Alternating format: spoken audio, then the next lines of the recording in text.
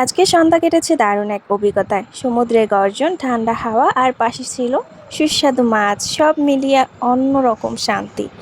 আসুন আজকের ব্লগে দেখে নেই কীভাবে আমরা কাটালাম এই আনন্দঘন মুহূর্তগুলো। আসসালামু আলাইকুম সবাইকে। সরি গাইজ, ব্যাকগ্রাউন্ডে একটু ইকো আসতে পারে, নয়েজ আসতে পারে। কারণ হচ্ছে আমার যে ভয়েস দেওয়ার যে মাইক্রোফোনটা, ওটা আমি ঘুরতে গিয়ে হারাই ফেলছি, অন্য এক জায়গায় রেখে চলে আসছি। তো তোমরা বলো, তোমরা কেমন আছো? তো তোমরা কমেন্ট বক্সে বলতে থাকো কেমন আছো, আর তার সাথে আমার ব্লগটা দেখতে থাকো। Welcome to my another video. তো তোমাদের আমি কুয়াকাটা আমি ঘুরতে যখন গেছি, আরে ধুর, ও কুয়াকাটা কেন যেন বারবার কক্সবাজার হয়ে যায়। যাই হোক গাইজ, আমি ভয়েস দিতে যাই হাসতে হাসতে শেষ। আমি এখানে ভয়েস দিই আর আমার বোন ওই পাশ দিয়ে হাসে খালি। যাই হোক, ওই ভয়েসগুলো তোমাদের নাই শুনাইলাম। তোমাদের তো দেখাইছিলাম কুয়াকাটা ঘুরতে গেছি, আমি সমুদ্র সৈকতে উপভোগ করতে গেছি। আসলে মেন কথা হচ্ছে বাচ্চাদের একটা ছোটোবেলার স্মৃতি রাখার জন্যই গেছিলাম। দেখো এখানে এত পরিমাণে বাতাস, সন্ধ্যার পরে ফিলিংস সো গুড গাইজ, এত ভালো লাগে। সবাই দেখতেই পারো, রাতের সমুদ্রটা একটু অন্যরকম সুন্দর। রাতের সমুদ্র মানে কী যে শান্তি লাগে, কীভাবে বোঝাবো। আসলে ফিলিংস তো কখনো বোঝানো যায় না। মনে হচ্ছিল যেন সারা রাত এইখানে শুয়ে শুয়ে কাটায় দিই। আর যেহেতু এখন বন্যার সিজন ছিল, প্রতিবারই পূজার সময় একটু বৃষ্টি বাদল হয়। আর পটুয়াখালীর দিকে এই দিকে হচ্ছে 3 নম্বর নিম্নচাপ সিগন্যাল ছিল। আর তার মধ্যে আমরা ঘুরতে গেছি, যেদিনকে রওনা দিয়েছি সেদিনকে তো বললামই যে একদম বৃষ্টির কারণে ঘর থেকে বেরিয়ে হইতে পারিনি। তারপরও বৃষ্টি বাদল ঠেলেই আমরা কুয়াকাটা ঘুরতে গেছি।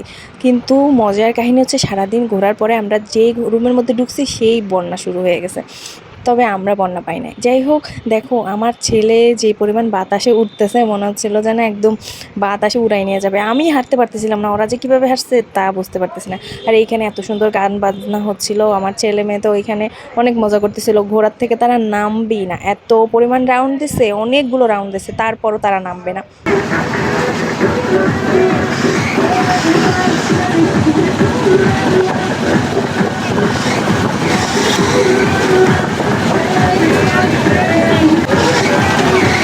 এখানে এত জোরে জোরে গান হচ্ছিল, আমরা দাঁড়ায় সেগুলো শুনছিলাম, কিন্তু ভিডিও করলাম। এখানে এত পরিমাণে বাতাসের নয়েজগুলা, এগুলার কারণে গানের আওয়াজ আসে না। তার বুঝতেছো কী পরিমাণে বাতাস। আর সমুদ্রের পাড়ে তো এই বাতাস অনেক বেশিই থাকে। আর মনে হচ্ছিলো যেন ঝড় বৃষ্টি হচ্ছে, বৃষ্টি পড়তেছে প্রচুর। আসলে শুধুই বাতাসের আওয়াজ এগুলো, কারণ সমুদ্রের ঢেউ আর বাতাস মিলে একাকার। এত ভালো লাগতেছিল, মনে হচ্ছিলো যেন সারা রাত পাড়ে বসে থাকি। কিন্তু আমার বোনরা গেছে, বাচ্চারা আছে, যার কারণে আসলে হয় না। এগুলো হচ্ছে কাদের জন্য জানেন? যারা হচ্ছে সিঙ্গেল, নতুন দম্পতি, তাদের জন্য। কিন্তু তারপর আমাদের জন্য অনেক ভালো। আমরা বাচ্চাদের নিয়ে অনেক এনজয় করছি। এখন 2 বাচ্চা নিয়ে যে এনজয় করা যায়, সেটাও এবার ঘুরে বুঝতে পারলাম। ওদের নিয়ে কোনো প্রবলেম হয় নাই, না খাওয়া দাওয়া না কিছু, এত ভালো লাগছে। আর এখনই সময় এনজয় করার। এখনই যদি না ঘুরি কবে ঘুরবো? বয়স হয়ে গেলে তখন তো আর এই জোরটা থাকবে না, হাঁটতে পারবো না, হাঁটুতে ব্যথা, এখানে ব্যথা। এখনই 2টা সিজার হওয়ার পরে মাজায় ব্যথা, কোমরে ব্যথা, সব জায়গায় ব্যথা, একাকার। যাই হোক, আমরা সমুদ্রের পাড়ে ওদেরকে ঘুরাই টুরাই নিয়ে আসলাম। নিয়ে আসার পরে এখানে আমরা চলে আসছি মাছ আর হচ্ছে কাঁকড়া, চিংড়ি এইসব খাওয়ার জন্য। আমি মূলত কুয়াকাটা শুই না গেছি হচ্ছে এই কাঁকড়া টাকড়া খাওয়ার জন্য। ভাই আমার এত পরিমাণে পছন্দ, আমি কি বলবো। আমার চিংড়ি মাছের থেকে কাঁকড়ার স্বাদটা অনেক বেশি ভাল লাগে। গতদিন আমি কাঁকড়ার একটা ভিডিও দিছি, সেখানে অনেকে কমেন্ট করছে যে ছি ছি, আজকের পর থেকে আপনার উপর থেকে ভালোবাসার ফিলিংসটা চলে গেছে। ভাই খাবার, এটা খাবারের জন্য মানুষের প্রতি মানুষের ভালোবাসা চলে যায়, এটা কি কখনো হয়? না, আপনাদের কি পছন্দ না পছন্দ সেটা আমি জানি না। আমি আসলে এখানে অক্টোপাসও খেতে গেছিলাম, যেগুলো টেস্ট করি নাই। আসলে অক্টোপাস খাওয়া হয় নাই, কারণ অক্টোপাসের প্রচুর দাম, আর এত বড় একটা সবাই খাবে না, আমিই শুধু খাবো। তাই ভাবলাম যে আমি একা এত বড় একটা খেয়ে শেষ করতে পারবো না, নিয়েও শুধু শুধু লস করে লাভ নাই। কিন্তু স্ক্রস বলে একটা কিছু ছিল ওইখানে, ওই যে সাদা সাদা, ওইটা খাইছি ওই অক্টোপাসের পাশে। এই যে এইটা খাইছি। আর হচ্ছে যে কাঁকড়া, চিংড়ি আর হচ্ছে কোরাল মাছের বারবিকিউ। কি বলবো, প্রথমে চিংড়ি আর কাঁকড়া খেয়েই পেট পুরো ফুল হয়ে গেছে। তবে মনে হচ্ছিল যে এক কোনায় পড়ে আছে, অনেক কিছু খাইতে পারবো। পেটে খিদা থাকলে প্রচুর খাওয়া যায় ভাই, না হয় খাওয়াই যায় না। আর কোরাল ফিশটা তো এত ভালো লাগছে, এটা লাস্টে খাইয়া পরে আর হচ্ছে যে পেটে জায়গা হয় নাই, পুরো মাছটা আমার হাজব্যান্ডকে বাইসা বাইসা আমি খাওয়াইছি। মানে যাদের জন্য নেওয়া হয়েছে তারা একটুকু ছয় নাই। আমি আবার পরোটাও অর্ডার দিছি, মানে খিদে থাকলে কি বলবো, মনে হয় যেন সব খাইয়ে ফেলবো, কিন্তু খাইতে খাইতে পরে আর কিচ্ছু খাইতে পারি না। যাই হোক, এইগুলা আসতে আসতেও আমরা অর্ডার করে দিছিলাম একটু চিকেন ফ্রাই। যে বাচ্চাগুলো মাছ খাবে না তাদের তো কিছু খাইতে হবে, তো ওরা চিকেন ফ্রাই খাচ্ছিল আর আমরা মাছের জন্য ওয়েট করতে করতে ওদের থেকেও কিছু খাইয়ে নিচ্ছি। মানে কি বলবো, ওয়েট করতে করতে পেটের মধ্যে খিদা লেগে গেছে। এখানে আমি আমার জামাইটার সাথে কথা বলতেছিলাম। তো ভালো লাগতেছে, তোমার কেমন লাগতেছে বলো?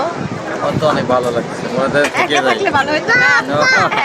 একাদশ সারা রাত ঘুরতে হবে। আমার মনে হয় তোমাকে এনে ফেলাই রেখা আমি যে বিচের অনেক শুয়ে থাকি। দেখো দেখো মাছ নিয়ে আসি নাকি আরাপ করতে, মাছ নিয়ে আসি নাকি, চলো দেখে মাছ হয়েছে কিনা। চলো আমি ওদেরকে বলতেছিলাম তোমরা না থাকলে আমি এখানে আরামসে শুয়ে থাকতাম, শান্তির একটা ঘুম হইতো। এত ভালো লাগতেছে, ঠান্ডা ঠান্ডা হাওয়া আর বাতাসের আওয়াজ তো শুনতেই আছেন, পট পট পট পট, মনে হয় জোরে জোরে বৃষ্টি হচ্ছে। আর এই চলে আসছে অবশেষে প্রায় আধা ঘন্টা 40 মিনিট পর আমাদের খাবার।